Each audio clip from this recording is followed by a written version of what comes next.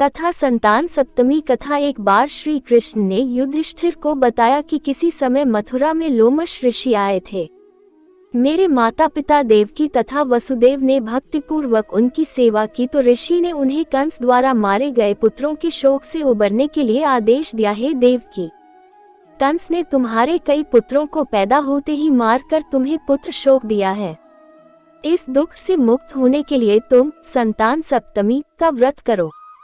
राजा नहुष की रानी चंद्रमुखी ने भी यह व्रत किया था, तब उसके भी पुत्र नहीं मरे। यह व्रत तुम्हें भी पुत्र शोक से मुक्त करेगा।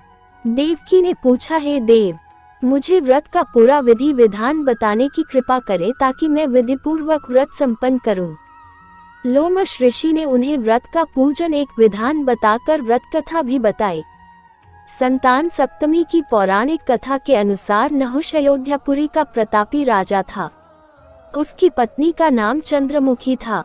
उसके राज्य में ही विष्णुदत्त नामक एक ब्राह्मण रहता था। उसकी पत्नी का नाम रूपवती था। रानी चंद्रमुखी तथा रूपवती में परस्पर घनिष्ठ प्रेम था। एक दिन वे दोनों सरयू में स्नान करने गईं। वहां अन्य स्त्रियां भी स्नान कर रही थीं। उन स्त्रियों ने वही पार्वती शिव की प्रतिमा बनाकर विधि पूर्वक उनका पूजन किया। तब रानी चंद्रमुखी तथा रूपवती ने उन स्त्रियों से पूजन का नाम तथा विधि के बारे में पूछा।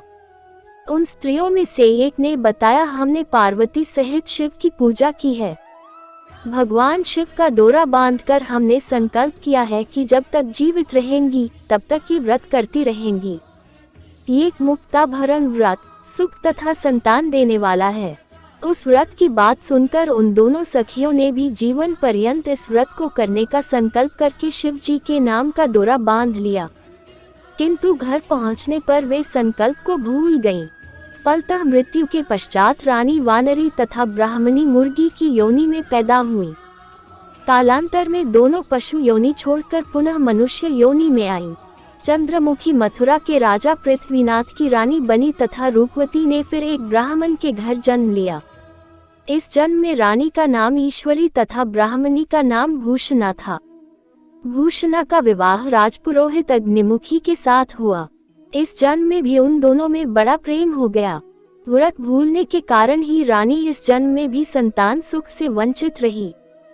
प्रौढ़ावस्था में उसने एक गूंगा तथा बहरा पुत्र जन्मा, मगर वह भी 9 वर्ष का होकर मर गया। भूषणा ने व्रत को याद रखा था, इसलिए उसके गर्भ से सुंदर तथा स्वस्थ 8 पुत्रों ने जन्म लिया। रानी ईश्वरी के पुत्र शोक की संवेदना के लिए एक दिन भूषणा उससे मिलने गई। उसे देखते ही रानी के मन में डाह पैदा हुई। उसने भूषणा को विदा करके उसके पुत्रों को भोजन के लिए बुलाया और भोजन में विष मिला दिया। परंतु भूषणा के व्रत के प्रभाव से उनका बाल भी बांका न हुआ। इससे रानी को और भी अधिक क्रोध आया। उसने अपने नौकरों को आज्ञा दी कि भूषणा के पुत्रों को पूजा के बहाने यमुना के किनारे ले जाकर गहरे जल में धकेल दिया जाए। किंतु भगवान शिव और माता पार्वती की कृपा से इस बार भी भूषणा के बालक व्रत के प्रभाव से बच गए।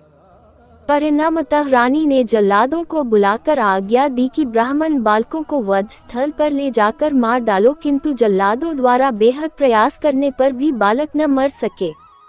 ये समाचार सुनकर रानी को आश्चर्य हुआ। उसने भूषणा को बुलाकर सारी बात बताई और फिर क्षमा याचना करके उससे पूछा, किस कारण तुम्हारे बच्चे नहीं मर पाए। भूषणा बोली, क्या आपको पूर्व जन्म की बात स्मरण नहीं है? रानी ने आश्चर्य से कहा, नहीं, मुझे तो कुछ याद नहीं है। तब उसने कहा, सुनो, पूर्व जन्म में तुम राजा नहुष की रानी थी और मैं तुम्हारी सखी।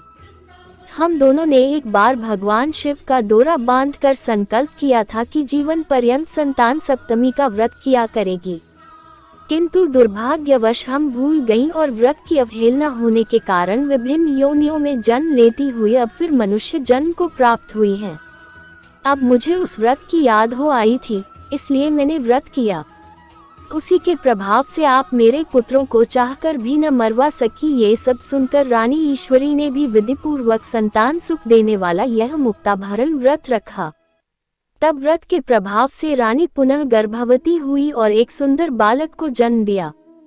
उसी समय से यह व्रत प्रचलित है। आज भी पुत्र प्राप्ति और संतान की रक्षा के लिए यह व्रत बहुत महत्व रखता है और इसी कारण भाद्रपद शुक्ल सप्तमी के दिन यह व्रत रखा जाता है।